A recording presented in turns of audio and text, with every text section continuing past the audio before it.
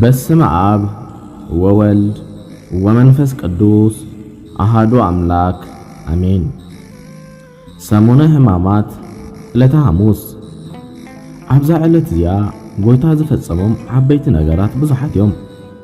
ብጥቕሉ ኣብዚ ዕለት እግሪ ሐዋርያት ብትሕትና ዝሓጸበሉ ምድላው ፋሲካ ዝተገበረሉ ድሕሪ ፋሲካ ድማ ስርዓተ ቁርባን ዝተሰርዓሉ ኣብ ጌቴሰማኒን ካልእን ጸሎት ዝተጸለየሉ ይሁዳ ንጎይታ ብምስዓም ኣሕሊፉ ዝሃበሉ ጎይታ ድማ ብኢዳ ይሁድ ዝተተሓዘሉን ነዊሕ ናይ መጠቓለልን መሰናበትን ትምህርቲ ዝሃበሉ ወዘተዩ። ነዚ ግብሪ ጎይታ መሰረት ብምግባር ከዓ መምሃራን ነዛ ዕለተ ሐሙስ ኣብ 9 ዝተፈላለዩ ስያሜታት ሂቦም ይርከቡ።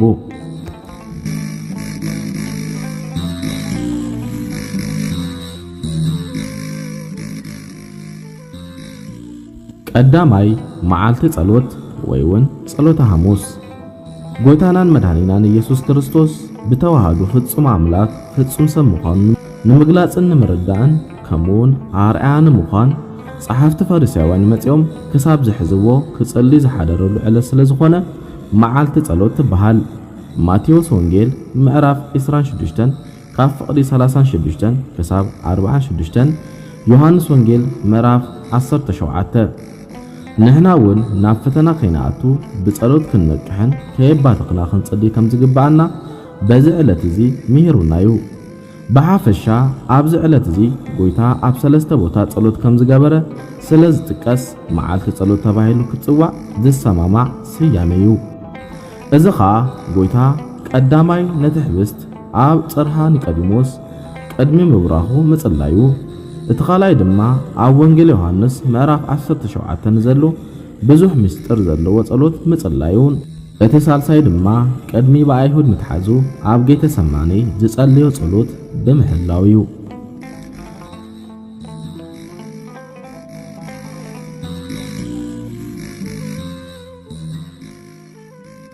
ካልኣይ መዓልቲ ሕጽበተ እግር። ጎይታ በዚ ዕለት እዚ ትሕትና፣ ፍቕሪ፣ ተኣዛዚ ምዃን ከምኡውን ትርጉም ኣገልግሎት ንኸረድእን ኣብነት ንምዃንን እግሪ ደቀ መዛሙርቱ ትሕት ኢሉ ተንበርኪኹ ዝሓጸበላ ዕለት እያ። ዮሐንስ ወንጌል ምዕራፍ 13 ካብ ፍቕዲ 12 ስጋብ 29። ስለ ዝኾነ እውን ካብ ፓትርያርክ ጀሚሩ ክሳብ ካህናት ኣቦታት በብማዕረጎም ኣብ መንጎና ተረኺብካ ናትናን ናይ ህዝብኻን ሓጢኣት ሕጸብ። ንሕና እውን ናትካ ኣብነት ብምስዓብ እግሪ ንሓጽብ ኣሉና እናበሉ ኣብ ኣጸደ ቤተ ክርስቲያን ዝተረኽቡ ካህናትን ምእመናንን ብቆጽሊ ወይንን ኣውልዕን ሰዓዱን ወዘተ ይሓጽቡ። እዚ ኸኣ ጎይታ ሓጢኣት ደቂ ሰባት ክሓጽብን ከጽርይን ዝመጸ ምዃኑ ብምሳሌ ኣርኢናዩ። ብኻልእ ድማ ንሃዋርያት ምስጢረ ጥምቀት ዝፈጸመሉ ዝሰርዓሉን ዕለት እዩ።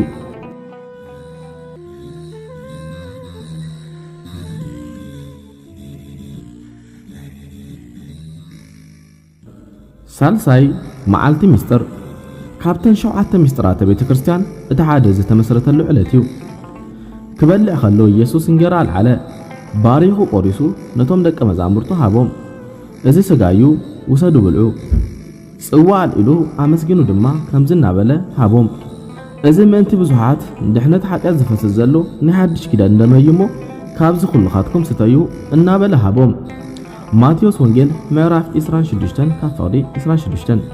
በዚ ድማ ንሕና ቅዱስ ስግኡን ክቡር ደሙን ተቐቢልና ምስኡ ፍጹም ሕብረት ክህልወና ንዲያብሎስ ፍጹም ስዒርና መንግሥተ ሰማያት ክንወርስ ምእንታን ዝተሰርዓልና እዩ። ነዚ መልእኽቲ ምኽንያት ብምግባር ምእመናን ብንስሓ ተሓጺቦም ስጋው ደሙ ክቕበሉ ኣጥቢቓ ቤተ ክርስቲያን ተተሓሳስብ እያ።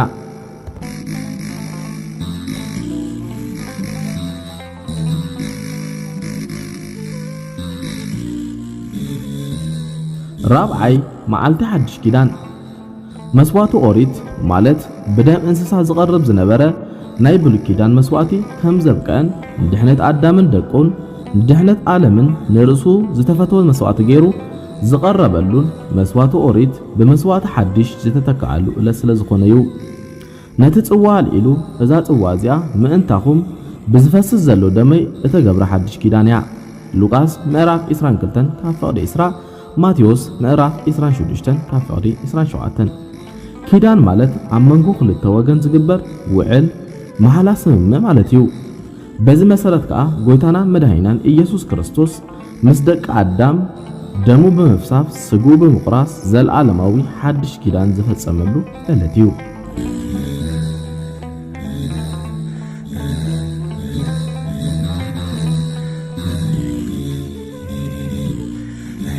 ሓምሻይ መዓልቲ ነጻነት ካብቲ ብውርሻ ንኹሉ ደቂ አዳም ባርያ ዲያብሎስ ዝነበረ ዕዳን ናብራ ባርነትን ከም ዘብቅዐን ዳግማይ ክብርና ከም ዝተመልሰን ሓርነት ዝተኣወጀሉ ዝተረጋገጸሉ ዕለት እዩ። እቲ ካብ ኣቦይ ዝሰማዕኽዎ ዘበለ ንዓኻትኩም ስለ ዘፍለጥክኹም እየ ኣዕሩኽተይ ዝበልክኹም። ባርያስ ጎይቱ ዝገብሮ ኣይፈልጥን እዩ እሞ ደጊም ባሮት ኣይብለኩም እዩ። ዮሐንስ ወንጌል ምዕራፍ 15 ካብ ፍቕዲ 15 ኩልና ውሉድ ክርስቶስ ዝኾንና ካብ ባርነት ኃጢአት ርሒቕና ግብሪ ጽድቅና ሰርሕና ምስ ኣምላኽና ንተዓረቐሉ ምግባር ክህልወና ይግባእ። ደጊም ባሮት ኣይክትበሃሉን ኢኹም ተባሂልና ኢና። ዘለና ዝተዋሃበናን ጸጋ ክብርን ሸለሊልና ካብ ርትዕቲ ሃይማኖት ርሒቕና ሰናይ ምግባር ኣጥፊእና ዳግማይ ባርያ ዲያብሎስ ከይንኸውን ክንጥንቅቕ ይግባአና። ቀዳማይ ጴጥሮስ ምዕራፍ 2 ካብ ፍቕዲ 10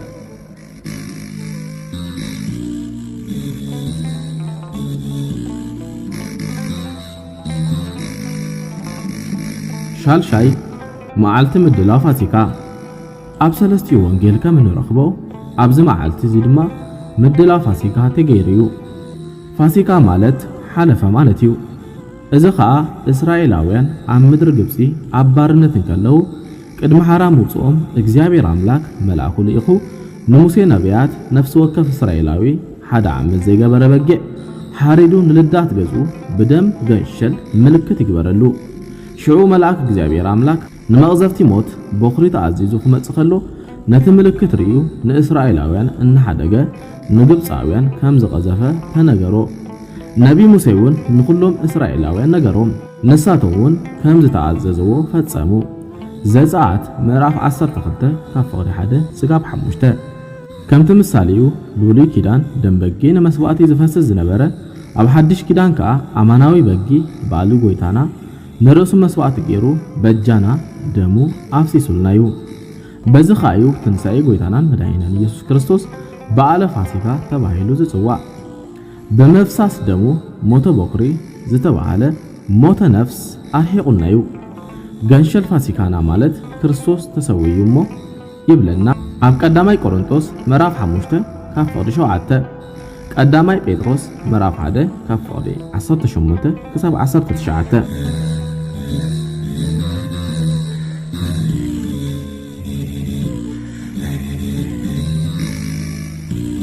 ሻውዓይ መዓልቲ ትእዛዝ ኣብዛ ዕለት እዚኣ ጎይታ ዝተፈላለዩ ክግበሩን ክፍጸሙን ዘለዎም ትእዛዝ ስለ ዝኣዘዘ ናይ ትእዛዝ መዓልቲ ተባሂላ ትፍለጥ። እዚ እውን ኣጋር ሐዋርያት ድሕሪ ምሕፃቡ ንስኻትኩምን ከምግበሩ ኢሉ ዝኣዘዞ እዩ። እዚ ድማ ናይ ትሕትና ፍቕሪ ኣብነት እዩ። ብዘይካ ምሳሌ እዩ ኣብ ቤተ ክርስቲያን ኣብዚ ዕለት ክፍጸም ንሪኦ ኣብ ሃገርና እውን ኣብ ውሽጢ እቲ ሕብረተሰብ እቲ ትእዛዝ ንዘመናት ዝተፈጸመን ኣብ ስድራ ቤታዊ ምክብባር ኣትሒዙ ዝፍጸም ዘሎን እዩ። ኣብ ከተማታት ምስ ማዕበለ ደኣ እናተረፈ ይኸይድ ኣሎ እምበር እዚ ዓብይ በረከት ዘለዎ ሰናይ ግብሪ ኣብ ሃገረሰብን ብዓብይ ድማ ኣብ ገዳማት ሃገርና ጋሻ ኣብ ምቕባል ዝረአ ቀዳማይ ተግባር ብምዃኑ ኣዝዩ ባህ ዘብል ቅዱስ ባህሪ ከም ዝኾነ ዘርእዩ ጸኒዑ ድማ ክቕጽል ዘለዎ እዩ። እቲ ካልእ ትእዛዝ ድማ ኣብ ጌተ ሰማኔ ናብ ፈተና ከይተኣትዉ ተጊኩም ጸልይሉ ብዛዕባ ጸሎት ዝኣዘዞ እዩ። እቲ ሳልሳይ ድማ ስርዓተ ቁርባን ድሕሪ ምስርዑ ከመዝ ግበሩ ተዝካርየ ብዝብል መሰረት ስቕለቱን ሞቱን ትንሣኤኡን ወዘተ እናዘከርና ኣማናዊ ዝኾነ ቅዱስ ስግኡን ክቡር ደሙን ወትሩ ክስራዕ ከም ዘለዎ ተዳሊና ክንቀበሎ ዝኣዘዞ እዩ ነቲ ካልእ ትእዛዝ እውን ከምኡ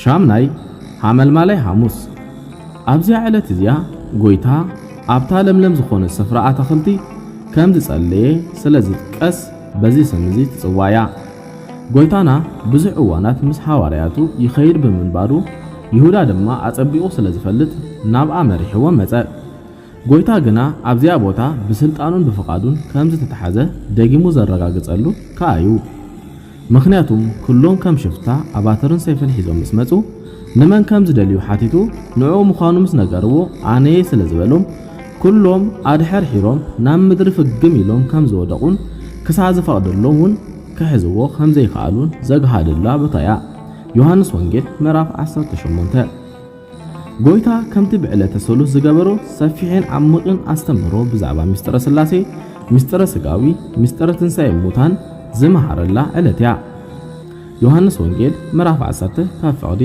16 ነዚ ትምህርቲ ድማ ዓሚቕካ መፍላጥን ምርድኡን ከም ዘደሊ ንኸረድእን ስለዝደለዩ ነዚ ሰፊሕ ትምህርቲ ዝሃቡ እምበር ብተኣምራት ገይሩ በቐሊሉ ከረድኦም ምኻለ በተወሳኺ ምእመናን ኣብ ቤተ ክርስቲያን ተረኺቦም ንዝወሃብ ትምህርቲ ብግቡእ ክከታተሉን ንዘይተረድኡን ክሓቱ ከም ዝግባእ ንመሃር ኢና ከመይሲ ደቂ መዛሙርቱ ጎይታ ነቲ ንሱ ዝመሃሮ ትምህርቲ ክከታተሉ ንዘይተረድኦም ክሓቱን ክርድኡን ኣብዛ መዓልቲ እዚኣ ንርኢና እዛ ዕለት እዚኣ ጎይታ ቅድሚ ስቕለቱን ሞቱን መወዳእታ ሰዓት ምስቶም ዝሓርዮምን ዝፈትዎምን ሐዋርያት ብሓባር ዝተረኸበላ ዘመሃረላን ዕለት እያ እቲ ቅዱስ ቃል እውን ንሱ ናብ ዝቐደመ ክብሩ ናብ ባህሪ ኣቦ ዝኸደላ ግዜ ከም ዝበፅሐት ፈሊጡ ነቶም ዘፍቅሮም ኣብዛ ዓለም እዚኣ ዘለዉ ናቱ ክሳብ መወዳእታ ከም ዘፍቅሮም ዝገልጸላ እያ ስለዚ ፍቕሪ ናይ መወዳእታ መእሰሪ ምዃና እዩ ዝምህረና ካልእ ጎይታና መድኃኒናን ኢየሱስ ክርስቶስ ናይ ኣይሁድ ጸሓፍትን ፈሪሳውያንን ሰዓት 3 ምሸት ወይ ድማ ሰዓት 9 ብኢድ ኣይሁድ ክትሓዝ ንርእሱ ኣሕሊፉ ዝሃበላ ዕለት እውን እያ ኣቐዲሙ እውን መን ከም ዝትሕዞ ይሁዳ እንታይ ዓይነት ምኽሪ ምስ ኣይሁድ ከም ዝመኸረ ዝፈለጠ ጎይታ ካብ ኩሎም ሐዋርያት ፈልዩ እቲ ሓደ ንጹህ ከም ዘይኮነ ኣሕሊፉ ከም ዝህቦን መጠንቀቕቲኡን ዝገለጸሉ እዩ እዚ ከዓ ብፍቃድ ዝተተሓዘ ምዃኑ ዘርኢ እዩ ይሁዳ እውን ብመሰረት ዝገበሮ ምኽሪ ብስምምዕ ንጎይታ ኣይትሒዝዎ እዩ ነዚ መሰረት ብምግባር ድማ ነቲ ምልክት ሰላምን ፍቕርን ዝኾነ ሰላምታ ንኽፋእ ዕላማ ንጎይታ ኣሕሊፉ ንምሃብ ስለ ዝተጠቀመሉ ንሕና እውን ነዚ ንምዝካር ኣብ ሰሞነ ሕማማት ንሕድሕድና ኣይንሰዓምኒና ሊቀ ሐዋርያት ቅዱስ ጴጥሮስ እውን እዝኒ ማልኮስ ዝቆረጸላ ሰይፉ ናብ ሰፈሩ ክመልስ እተነገሮን ከምቲ ጎይታ ዝበሉ ድማ ብሮኽ ይነቀዎ 3 ሰዓት ኣብ ቅድሚ ሰባት በኣፉ ዝኸሓደሉን መሪር ንብዓት ብምንባእ ድማ ዝተነስሓሉን ዕለት እዩ